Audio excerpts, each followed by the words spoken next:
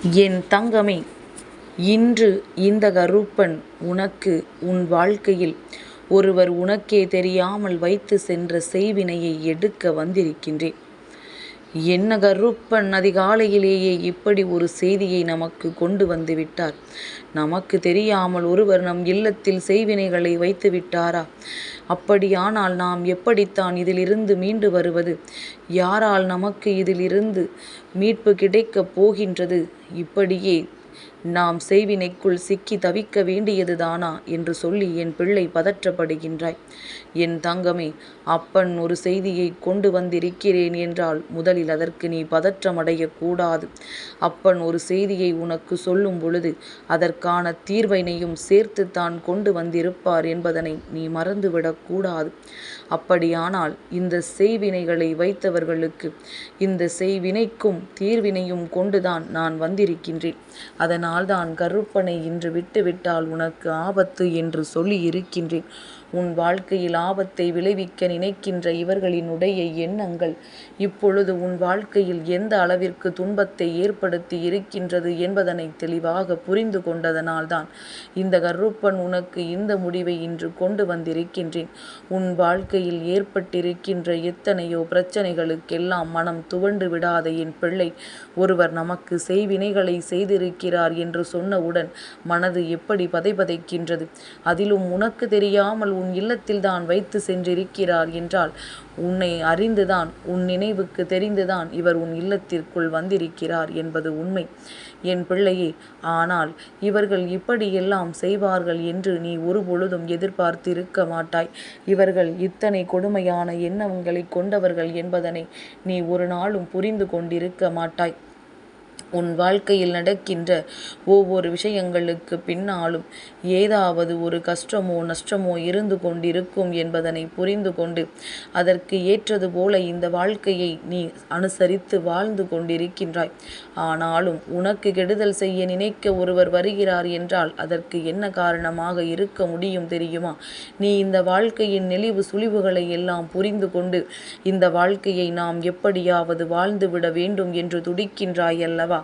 இதுதான் அவர்கள் உனக்கு இத்தனை விஷயங்களை செய்வதற்கு காரணம். கருப்பா, நாம் நல்லபடியாக இருக்க வேண்டும் என்று நினைப்பது ஒரு குற்றமா? இந்த வாழ்க்கையில் நாம் நல்லபடியாக வாழ்ந்து நமக்கான விஷயங்களை எந்த விதமான போராட்டங்களும் இல்லாமல் மனநிறைவோடு பெற்றுக்கொள்ள வேண்டும் என்று நினைப்பது தவறா? அதற்காக நான் உழைப்பது தவறா அல்லது நான் நேர்மையாக இருந்தது தவறா என்று நீ கேட்கின்றாய் அல்லவா? என் பிள்ளையே, இது எல்லாம் தவறு கிடையாது. சுற்றி இருக்கின்ற மனிதர்கள் யார் என்று உணராமல் நீ இருந்ததுதான் தவறு. இந்த தவறை செய்துவிட்டு பிறகு மற்ற தவறுகள் எல்லாம் ஒரு பெரிய விஷயமே கிடையாது. இந்த தவறை நீ செய்ததனால்தான் இன்று இந்த வாழ்க்கையில் உனக்கு இத்தனை பெரிய கஷ்டங்கள் வந்து விட்டது என்பதனை முதலில் நீ புரிந்து கொள்ள வேண்டும். எல்லோரையும் வெள்ளந்தியாக நம்பி விடுகின்றாய். யார் என்ன சொன்னாலும் அப்படியா என்று கேட்டுக்கொள்கின்றாய். இங்கு ஒவ்வொருவரினுடைய மனதிற்குள்ளும் எத்தனை கள்ளத்தனத்தை வைத்துக்கொண்டு மற்றவர்களிடம் பேசுகிறார்கள் என்பது உனக்கு தெரியவில்லை. இப்படித்தான் இவர்களும் உன் இல்லத்திற்குள் எளிதாக நுழைந்து விட்டார்கள். நுழைந்ததோடு மட்டுமல்லாமல் தேவையில்லாத எண்ணங்களையும் இவர்கள் விதைத்து விட்டார்கள். உன் வாழ்க்கையில் நடந்து கொண்டிருக்கின்ற ஒவ்வொரு விஷயங்களையும் இவர்கள் தெளிவாக புரிந்து கொண்டு எங்கு அடித்தால் உனக்கு எங்கு வலிக்கும், நாம் என்ன செய்தால் உன் வாழ்க்கையில் கலகம் ஏற்படும் என்பதனை தெரிந்து கொண்டு தான் இதை உன் வாழ்க்கையில் அவர்கள் செய்து கொண்டிருந்தார்கள். நீ இதையெல்லாம் உணர்ந்து கொள்ள வேண்டிய காலகட்டத்தில் தான் இப்பொழுது நின்று கொண்டிருக்கின்றாய். இந்த வாழ்க்கை உனக்கு என்ன தந்திருக்கின்றது என்பதனை நீ தெரிந்து கொள்ள வேண்டும். என் குழந்தையை, சுற்றி இருப்பவர்களும் உன் இல்லத்திற்கு வருகின்றவர்களும் எப்பொழுதும் உனக்கு நல்லதுதான் நினைப்பார்கள் என்று நீ எண்ணிவிடக்கூடாது. மனம் முழுக்க கள்ளத்தனத்தோடும் மனம் முழுக்க உன் வாழ்க்கையில் கெடுதலை நினைத்துவிட வேண்டும் என்ற எண்ணத்தோடும் நுழைகின்றவர்கள் ஏராளம். அப்படி உன் இல்லத்திற்குள் நுழைந்த ஒருவரால் தான் இத்தனை பிரச்சனைகளும் ஏற்பட்டிருக்கின்றது.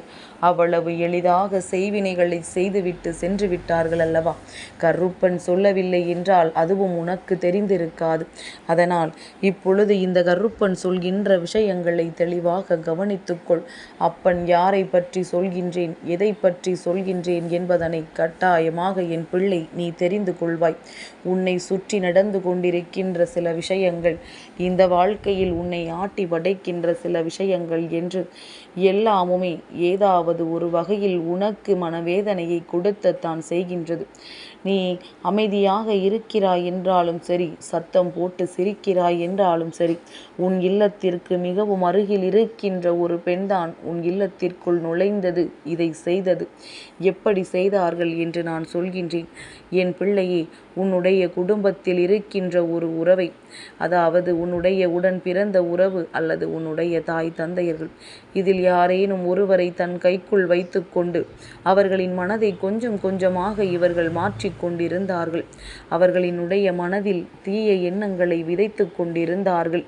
அதாவது குடும்பத்திற்குள் ஒற்றுமை இல்லாமல் இருக்க வேண்டும், குடும்பத்தில் ஒருவருக்கொருவர் எப்பொழுதும் நிலையான அன்போடு இருக்கக்கூடாது, ஒருவருக்கு ஒன்று என்றால் இன்னொருவர் வந்து நிற்கக்கூடாது என்கின்ற எண்ணத்தை விதைப்பதற்காக இவர்கள் பல முயற்சிகளை செய்து கொண்டிருந்தார்கள்.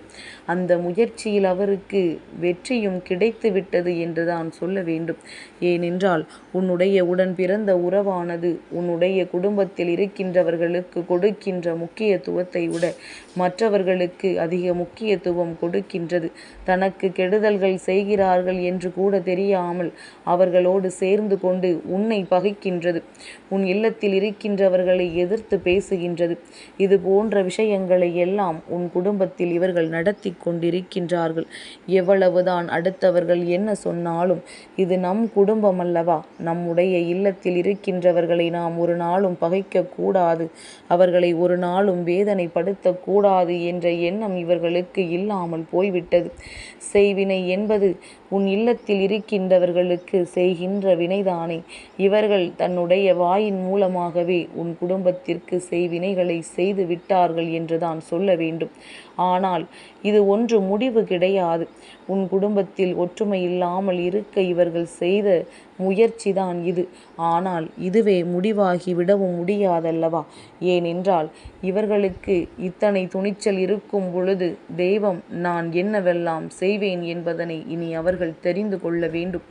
இந்த கருப்பனின் ஆட்டம் எப்படி இருக்கும் என்பதனை அவர்கள் தெரிந்து கொள்ள வேண்டும். கருப்பன் ஒவ்வொரு நாளும் வாழ்க்கையில் எதையெல்லாம் செய்வான், எப்படியெல்லாம் இவர்கள் வாழ்க்கையில் இவர்களுக்கான விஷயங்களை செய்து கொடுப்பான் என்பதனை கட்டாயமாக தெரிந்து கொள்ள வேண்டும்.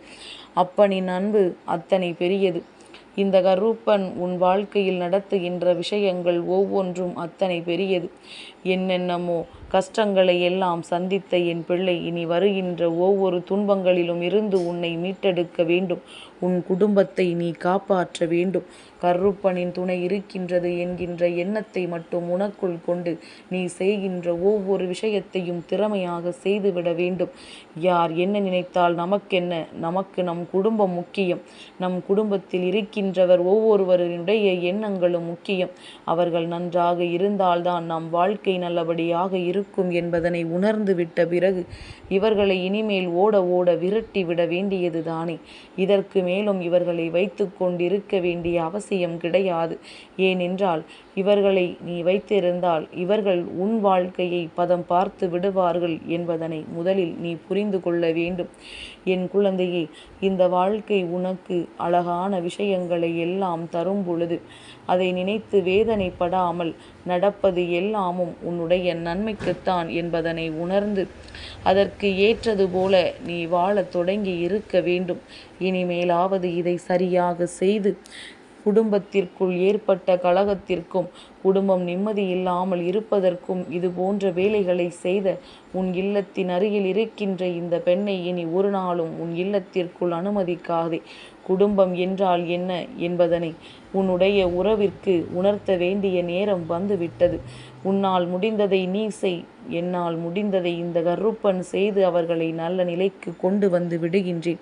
இனி ஒரு பொழுதும் துன்பம் என்றோ அடுத்தவர்கள் நம் வாழ்க்கையை கெடுக்கிறார்கள் என்றோ நீ சொல்லிவிட முடியாதபடி உன் வாழ்க்கையில் நல்ல மாற்றங்கள் நிச்சயமாக நடந்தே தீரும். ஆசைப்பட்ட விஷயங்கள் அத்தனையும் உன் கைகளுக்கு வந்தே தீரும். நீ எதிர்பாராத பல நல்ல திருப்பங்கள் உன் வாழ்க்கையில் நடக்கும். செய்வினை என்ற பேச்சுக்கே இனி உன் வாழ்க்கையில் இடமில்லை. அப்பன் வந்துவிட்ட பிறகு இனி யாராலும் எந்த ஒரு விஷயத்திலும் உன்னை அசைத்து பார்த்து விட முடியாது. என் மீது அன்பு கொண்ட உனக்கு என்றுமே வாழ்க்கையில் வெற்றி மட்டும்தான். என் தங்கமே, இந்த கருப்பனின் ஆசீர்வாதங்கள் என்றென்றைக்கும் உனக்கு முழுமையாக கிடைத்து கொண்டே இருக்கும்.